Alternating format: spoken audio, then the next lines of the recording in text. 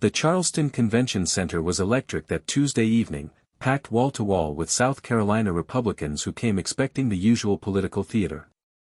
Camera crews from every major network had their lenses trained on the stage, red recording lights blinking like warning signals in the dim auditorium.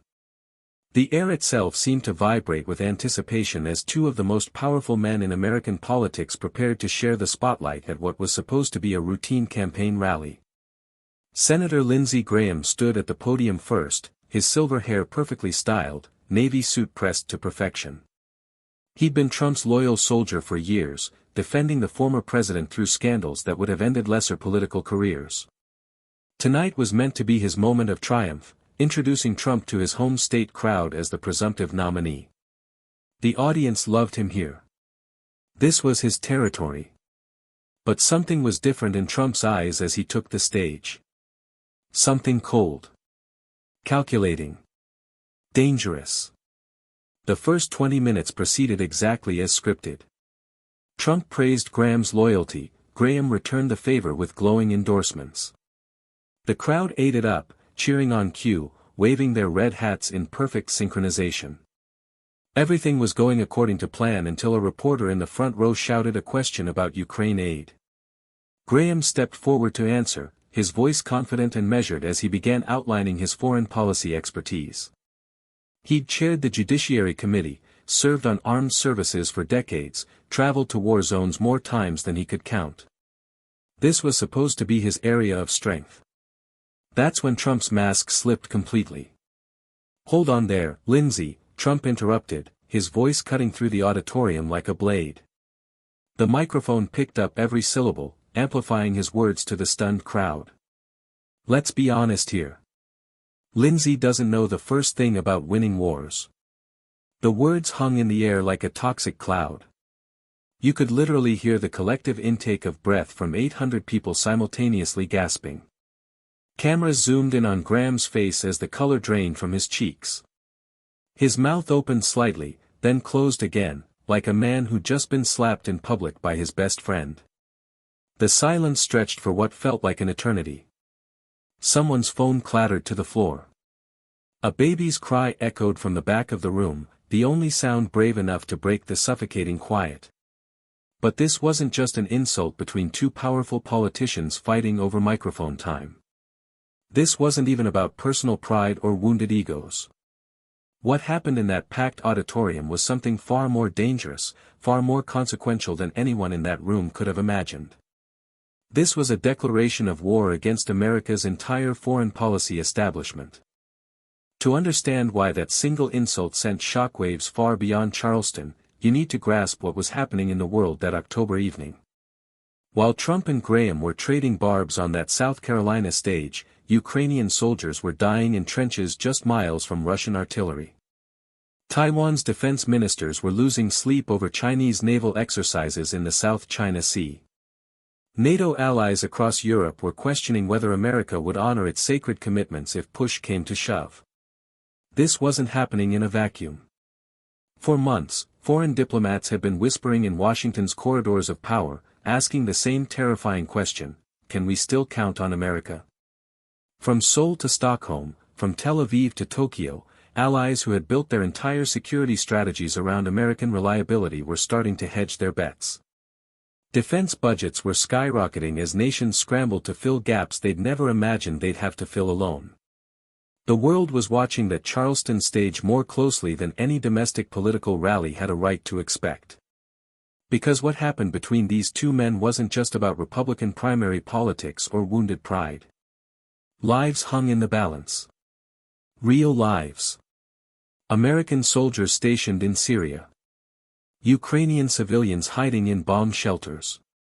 Taiwanese families sleeping uneasily as Chinese warships circled their island home. At the heart of this confrontation lay a fundamental fracture in American foreign policy philosophy that had been building for years. On one side stood Trump's "America First" doctrine, a philosophy that viewed military interventions as costly mistakes and international alliances as burdensome obligations. Why should American taxpayers fund NATO when European nations could defend themselves? Why should American soldiers die for Ukraine when it's not even a formal ally? This wasn't isolationism, Trump's supporters argued. It was common sense. On the other side stood Graham's interventionist legacy, forged through decades of believing that American leadership prevented larger wars, that strength deterred aggression, that walking away from commitments invited chaos. Graham had walked through Iraqi villages where American presence meant the difference between stability and sectarian slaughter. He'd sat with generals who explained how small investments in alliance building prevented massive conflicts later. This wasn't some abstract policy debate conducted in think tank conference rooms. This was the difference between a world where American leadership provided stability and predictability versus a world where American retreat created power vacuums that hostile nations would eagerly fill. History was littered with moments when personal conflicts between American leaders had global consequences. When Henry Kissinger and William Rogers feuded over Vietnam policy, it prolonged a war that claimed 58,000 American lives. When James Baker and Dick Cheney disagreed over Gulf War strategy, it shaped Middle Eastern politics for decades. When Colin Powell and Donald Rumsfeld battled over Iraq invasion planning, their rivalry contributed to strategic disasters that America is still paying for today. But this confrontation felt different. More dangerous. More consequential. Because unlike those historical policy disagreements conducted behind closed doors, this was playing out in real time, on live television, with the whole world watching America's foreign policy establishment tear itself apart from the inside. What happened next didn't just divide a party or embarrass two politicians fighting for relevance. It exposed a fracture that could reshape America's role in the world forever, leaving allies scrambling for alternatives and enemies calculating whether this might be their moment to strike. Donald Trump had never served in uniform. Never walked through a war zone. Never sat across from foreign ministers in tense negotiations where a misplaced word could trigger international crises. Yet from the moment he descended that golden escalator in 2015, he'd positioned himself as America's foreign policy savior, promising to end forever wars and bring troops home to parades and ticker-tape celebrations. His first term had been a masterclass in diplomatic destruction. Within months of taking office, he'd pulled America out of the Trans-Pacific Partnership, abandoning a carefully constructed trade alliance that had taken years to negotiate and handed China dominance over Pacific commerce on a silver platter. The Iran nuclear deal followed next, shredded despite warnings from European allies who'd spent countless diplomatic capital bringing Tehran to the negotiating table. Climate accords, arms control treaties, international partnerships built over decades, all sacrificed on the altar of America First. But it was his treatment of NATO that truly revealed the depth of his foreign policy recklessness. At summit after summit, he'd publicly humiliated longtime allies, calling them freeloaders and deadbeats while European leaders watched in stunned silence. He'd questioned whether America would defend the Baltic states if Russia invaded, turning Article 5, the sacred commitment that had kept Europe peaceful for 70 years, into a protection racket where defense depended on payment schedules. The results were catastrophic. Russia, sensing American withdrawal, had grown increasingly aggressive. China had accelerated its military buildup in the South China Sea. North Korea had resumed missile testing. Iran had expanded its regional influence.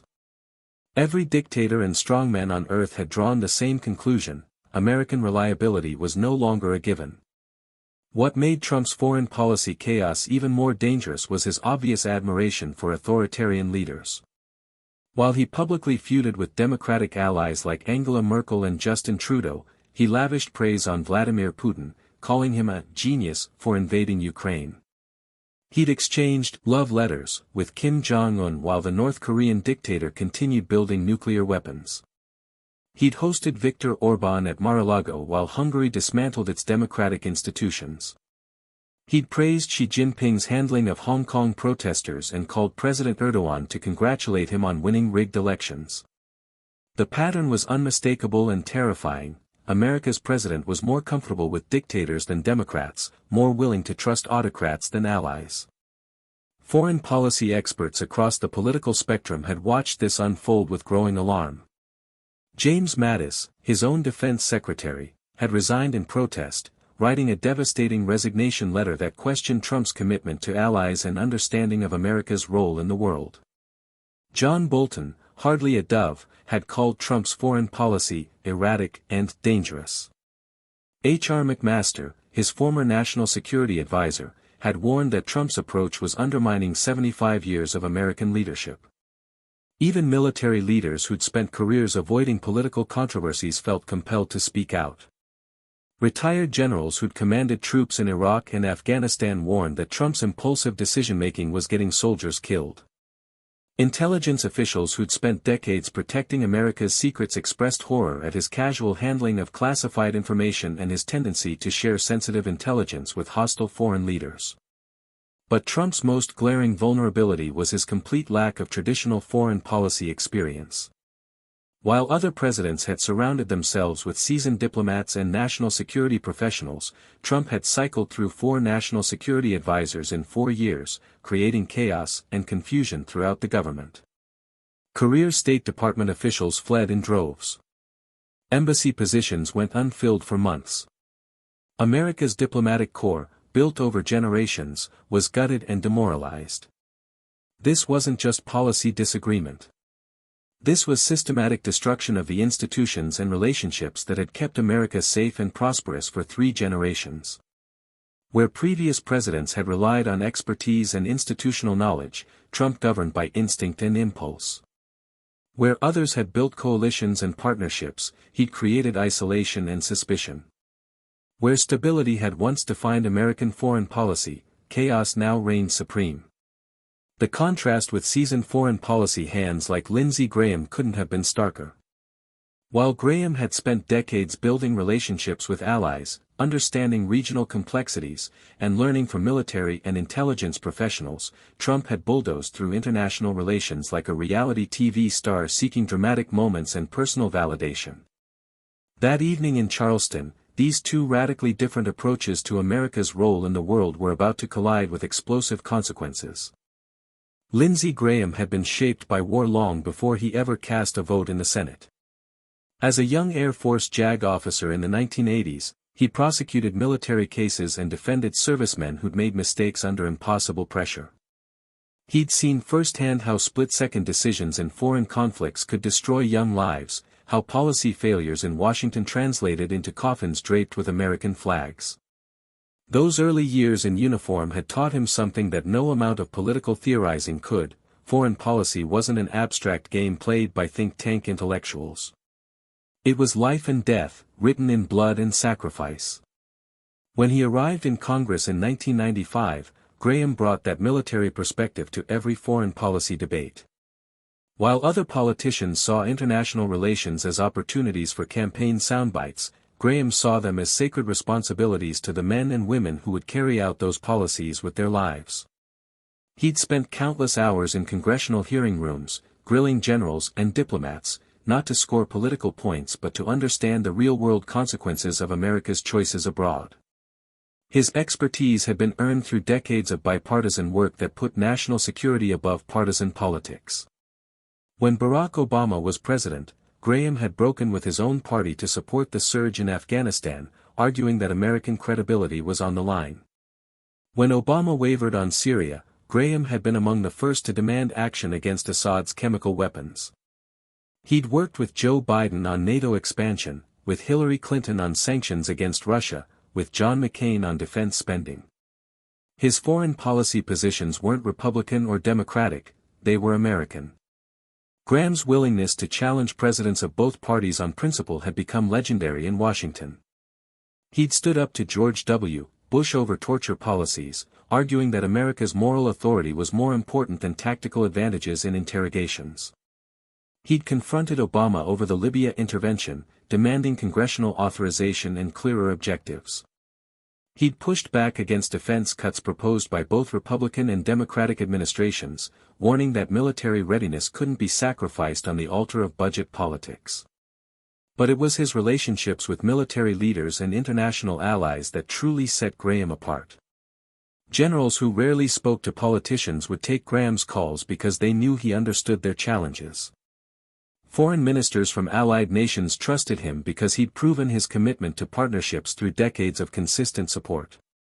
He'd traveled to war zones in Iraq and Afghanistan more than any other senator, not for photo opportunities but to understand what American troops were facing and what they needed from their government. These positions had come at enormous personal cost. South Carolina's Republican primary voters didn't always appreciate their senator's internationalist views. Tea Party challengers had targeted him repeatedly, calling him a rhino and a warmonger. He'd faced brutal primary battles funded by isolationist donors who saw his foreign policy expertise as a threat to their America First agenda. Each election cycle brought death threats from conspiracy theorists who viewed his support for allies as evidence of some globalist plot. But Graham had weathered these storms because he understood something his critics didn't: American leadership abroad made America safer at home. Every NATO expansion prevented a larger war. Every alliance partnership deterred aggression before it started. Every show of strength avoided the need for actual conflict. This wasn't warmongering, it was peace through strength, the philosophy that had kept major powers from direct conflict for over 7 decades. His relationship with Trump had begun hopefully. Graham genuinely believed that Trump's outsider perspective might bring fresh thinking to foreign policy challenges. He defended Trump's early moves, hoping that strong advisors like Mattis and McMaster could channel the president's instincts in productive directions. Graham had even played golf with Trump dozens of times, trying to build the personal relationship that might allow him to influence crucial decisions. But the turning point had come during a classified briefing about Syria in early 2019. As Graham sat in the White House Situation Room, listening to intelligence officials explain how Trump's sudden troop withdrawal was abandoning Kurdish allies to Turkish slaughter, he felt something break inside him. These weren't just policy disagreements anymore. This was betrayal of people who'd fought and died alongside American soldiers, abandonment of allies who trusted American promises. The weight of that responsibility had kept Graham awake countless nights since. He thought about Kurdish fighters who'd asked him personally for assurances about American support. He remembered Afghan interpreters who'd risked their families' lives to help American troops, trusting that America would never abandon them. He carried letters from Gold Star families who'd lost sons and daughters believing their sacrifice meant something, that America would honor the commitments their children had died defending. That evening in Charleston, as Graham stood on stage preparing to introduce Trump to his home state crowd, he carried all of that history, all of those relationships, all of that hard-earned expertise with him. He had no idea he was about to need every ounce of it to defend not just his own reputation, but America's role in the world itself. The silence after Trump's initial attack stretched for exactly 7 seconds, 7 seconds that felt like 7 hours to everyone in that packed auditorium. Graham's face remained perfectly composed, but those who knew him well could see the slight tightening around his eyes, the almost imperceptible shift in his posture from welcoming host to seasoned politician under fire. When Graham finally spoke, his voice was steady and measured.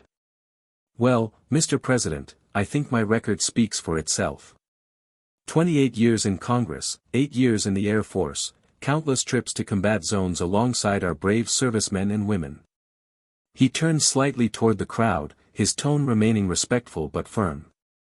"I've always put America's security interests first, regardless of which party occupied the White House." But Trump wasn't finished. Something about Graham's calm response seemed to ignite a fire in his eyes. His face flushed red under the stage lights as he stepped closer to the microphone, his signature hand gestures becoming more aggressive and erratic. "That's the problem, Lindsey. You've been there 28 years and what do we have to show for it? Endless wars. Endless spending. You want to send our beautiful American boys and girls to fight in every conflict around the world." The crowd began to murmur uncomfortably. This wasn't the choreographed political theater they'd expected.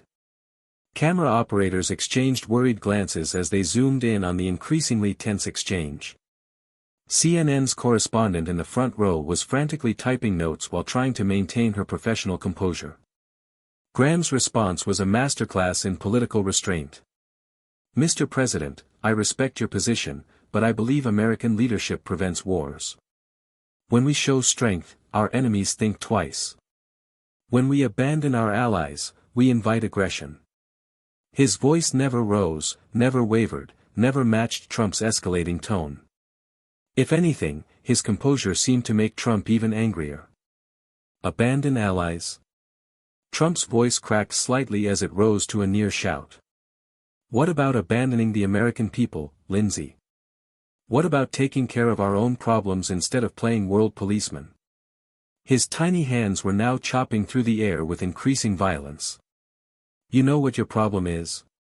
You care more about what they think in London and Paris than what they think in Charleston.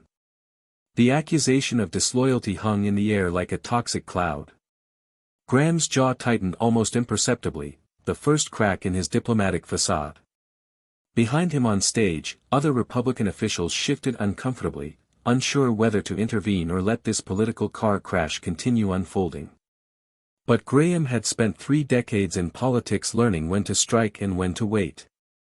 He understood that Trump was digging his own grave with every increasingly unhinged attack. So he remained still, patient, letting Trump's rage build toward its inevitable explosion while he calculated the perfect moment to respond. Mr. President, Graham said quietly, his voice carrying clearly through the hushed auditorium, I took an oath to defend America against all enemies, foreign and domestic. That oath doesn't have an expiration date, and it doesn't come with geographical limitations. Trump's face contorted with fury. His hands were shaking now as he gripped the podium, his knuckles white against the dark wood. The crowd was completely silent, mesmerized by the spectacle of their political heroes destroying each other on live television. You want to talk about oaths? Trump snarled, his voice dropping to a menacing whisper that the microphones picked up clearly. Where was your oath when you were undermining me behind closed doors? Where was your loyalty when you were talking to my enemies in the deep state? The accusation was insane, baseless, and everyone in that room knew it. But it was also the line that changed everything. And then, with cameras rolling and the nation watching, Trump made the mistake that would cost him everything. For a moment that seemed to stretch into eternity, Lindsey Graham stood perfectly still at the podium. His hands rested calmly at his sides. His breathing remained steady and controlled. But something fundamental had shifted behind his eyes, the look of a man who just watched someone cross a line they could never uncross. When Graham finally spoke, his voice was different. Gone was the diplomatic politeness, replaced by the cold precision of a prosecutor presenting evidence to a jury. Mr. President, you want to question my loyalty? You want to talk about undermining America? He paused, letting the words settle over the stunned crowd. Let's talk about your record. Trump opened his mouth to interrupt, but Graham's raised hand silenced him with an authority that surprised everyone in the room, including Trump himself. Let's start with Syria, October 2019.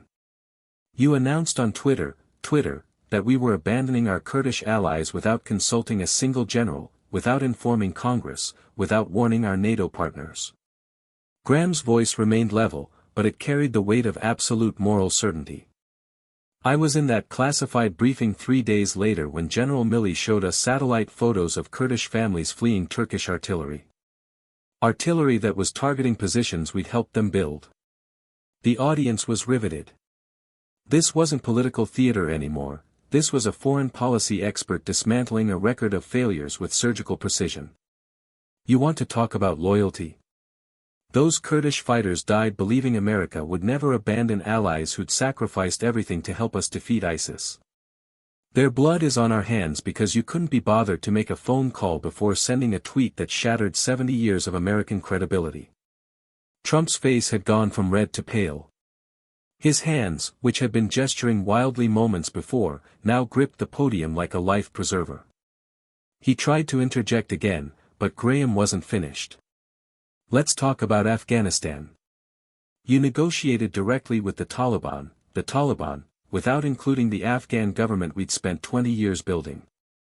You released 5,000 Taliban fighters from prison as a goodwill gesture.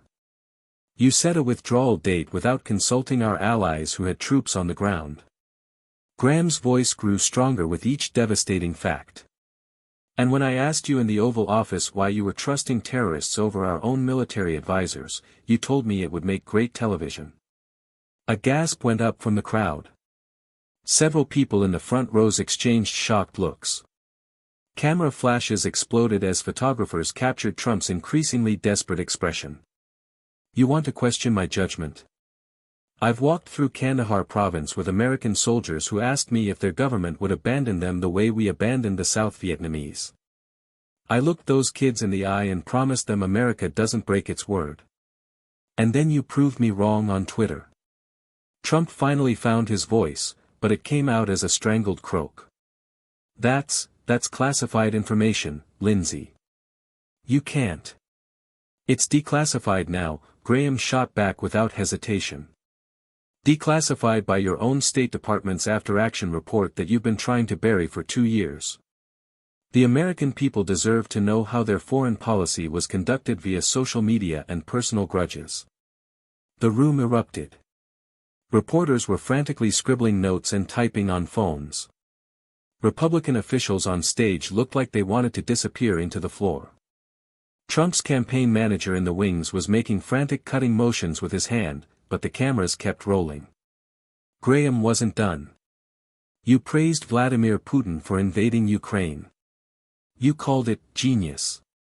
While Ukrainian civilians were hiding in subway stations from Russian missiles, you were hosting Putin's propagandists at Mar-a-Lago and calling them very fine people. You shared classified intelligence about Ukrainian defense positions with Russian officials in the Oval Office, intelligence that ended up in Moscow within hours. Trump's mouth opened and closed like a fish gasping for air. His usual arsenal of interruptions and deflections seemed to have abandoned him completely. For perhaps the first time in his political career, he was facing someone who knew more than he did, someone who couldn't be bullied or intimidated into backing down. And let's talk about China, Graham continued, his voice building toward a crescendo. You withdrew from the Trans-Pacific Partnership and handed them economic dominance over the Pacific Rim on a silver platter. You praised Xi Jinping's handling of Hong Kong protesters while democracy activists were being beaten in the streets. You told me personally that you admired how he handled his people during the Tiananmen Square massacre. The crowd was completely silent now, transfixed by this methodical destruction of everything they'd been told about Trump's foreign policy record. Even Trump's most loyal supporters in the audience looked stunned by the specificity and brutality of Graham's assault. Graham's voice dropped to a whisper that somehow carried to every corner of the auditorium.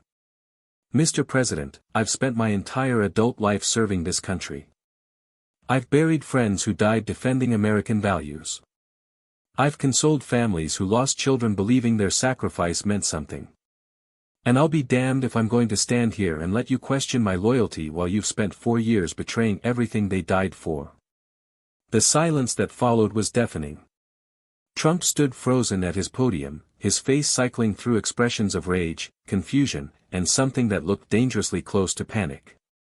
When he finally tried to respond, his voice came out as a weak, defensive whine that bore no resemblance to his usual commanding bellow. Lindsey, that's not, you're taking things out of context. But it was too late. In that moment, everyone in the room, supporters and critics alike, could see that the emperor had no clothes. The great dealmaker, the master negotiator, the foreign policy genius had been exposed as a fraud by someone who actually knew what he was talking about.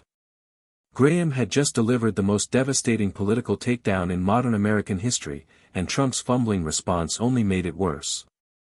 Within 30 seconds of Graham's devastating final words, the first clips were already hitting social media. A CNN cameraman had captured the entire exchange in high definition, and the network's social media team was chopping it into viral-sized segments before Trump had even left the stage.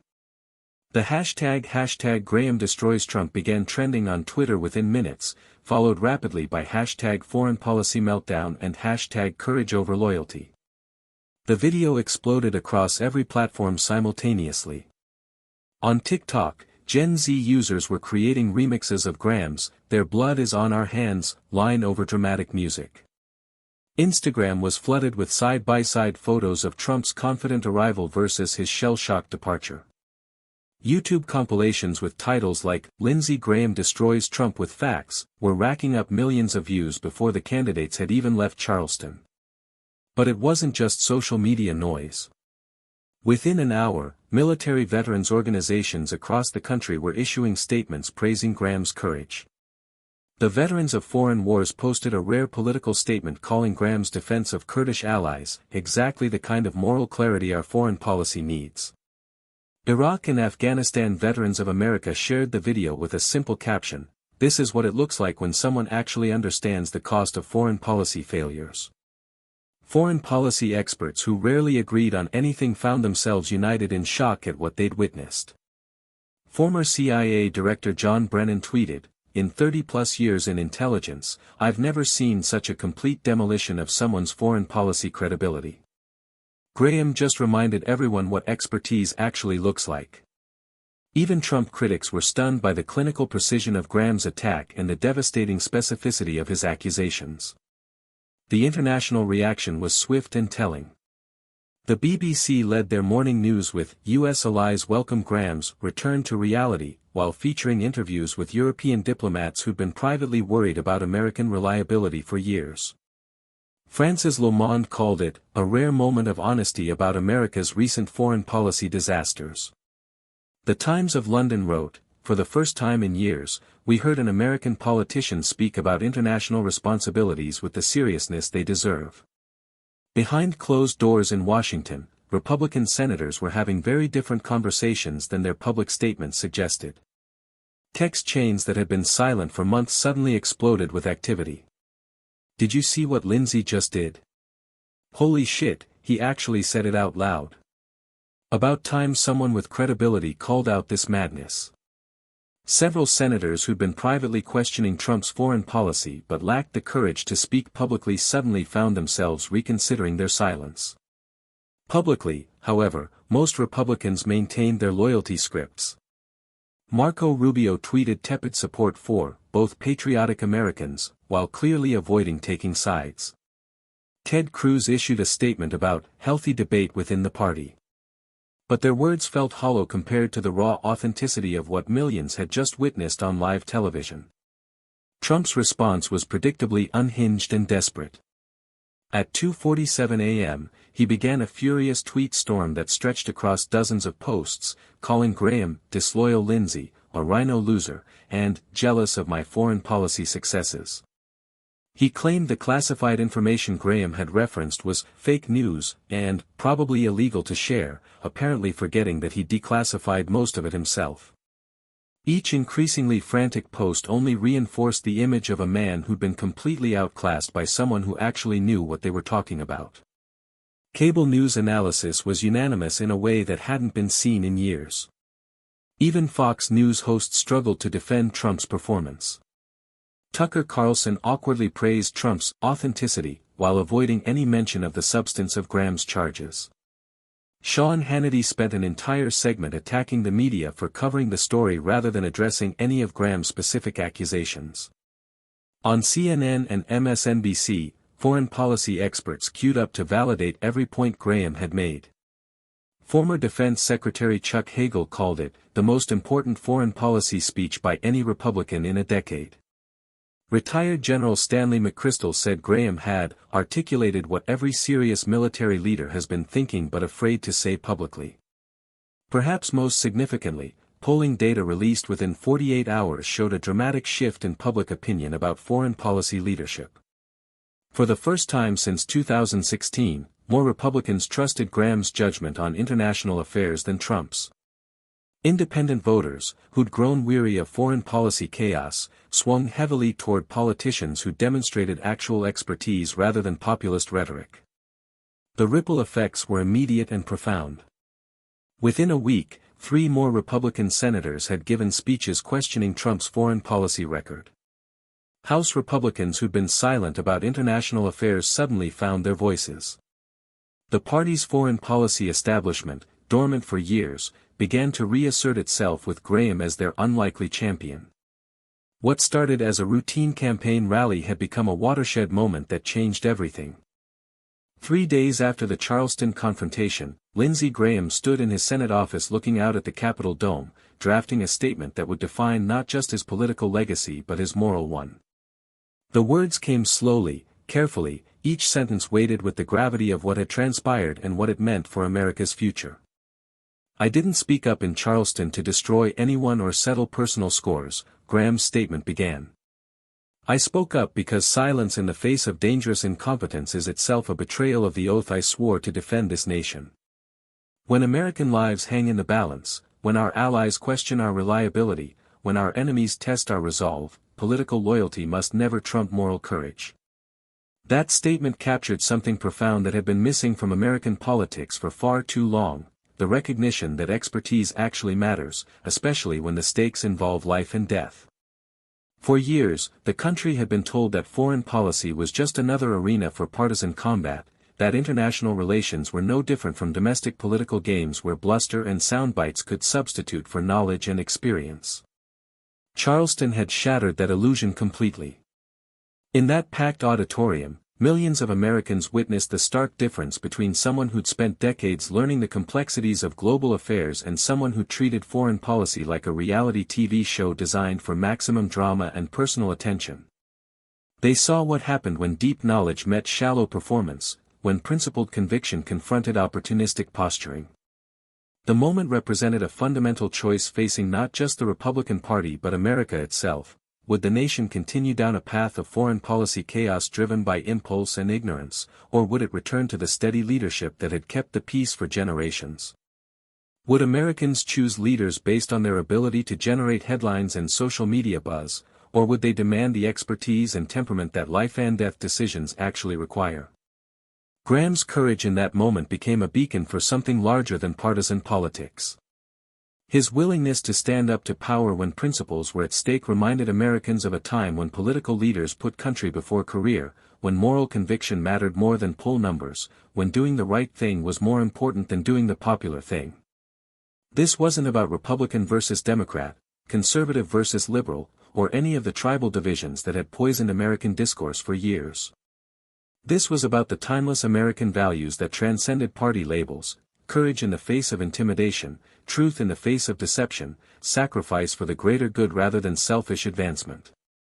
Graham had embodied the best of American leadership traditions, showing that real strength came not from dominating opponents but from defending principles that made the sacrifices of previous generations worthwhile. The inspiration rippled far beyond Washington's corridors of power. Across the country, Americans who'd grown cynical about politics began to remember what authentic leadership looked like. Young people who'd never seen politicians choose principle over party witnessed what moral courage actually meant in practice. Military families who'd felt abandoned by leaders who treated their service as political props saw someone who understood the sacred responsibility that came with sending Americans into harm's way. But perhaps most importantly, Charleston demonstrated what became possible when leaders chose country over party, when they prioritized the long-term health of American democracy over short-term political advantage. Graham's stand gave permission for others to find their own voices, to speak their own truths, to demand better from their representatives and themselves. The lasting impact went beyond any single political moment or career. Charleston became a reminder that in a democracy, expertise should be valued over entertainment, that experience should matter more than excitement, that the complex challenges facing America required complex understanding rather than simple slogans. It was a call to all Americans, regardless of party or ideology, to demand leaders who took their responsibilities seriously, who understood that governing wasn't performance art but sacred trust, who recognized that the decisions made in Washington had real consequences for real people around the world. The choice, as Graham had demonstrated so powerfully, was always there. The question was whether Americans would have the courage to make it. That explosive confrontation in Charleston wasn't just another political fight between ambitious men seeking power and headlines. It was a battle for America's soul, a defining moment that revealed the stark choice facing our nation: would we continue accepting leaders who treat foreign policy like a game show, or would we demand the expertise and moral courage that our security actually requires? What Lindsey Graham demonstrated on that stage transcends party politics or personal rivalries. He showed us what happens when courage meets expertise, when principle confronts power, when someone finally says, enough, to the dangerous incompetence that had been masquerading as leadership. His willingness to sacrifice political convenience for moral clarity reminded us that real strength isn't found in Twitter rants or rally rhetoric, but in the quiet courage to do what's right even when it's costly. This moment still matters today because the fundamental choice Graham presented remains before us. Every election cycle, we face the same decision: will we choose leaders based on their ability to entertain us, or their capacity to protect us? Will we reward those who offer simple slogans for complex problems, or those who've done the hard work of understanding what America's role in the world actually requires? The responsibility doesn't end with our leaders, it starts with us. We must stay informed about foreign policy beyond soundbites and headlines. We must demand that candidates demonstrate actual knowledge rather than just passionate opinions. We must hold our representatives accountable for the consequences of their decisions, especially when those decisions involve American lives and global stability. If this story of courage standing up to power inspired you, don't let that feeling fade into the background noise of daily life. Be part of the movement demanding better leadership from all our elected officials. Share this reminder that expertise and principle still matter in American politics. Join the conversation about what real leadership looks like in the 21st century. Because ultimately, Charleston proved that Americans still hunger for authenticity, still recognize courage when they see it, and still believe that our democracy deserves leaders worthy of the sacrifices made to preserve it. The choice remains ours. Let's choose wisely.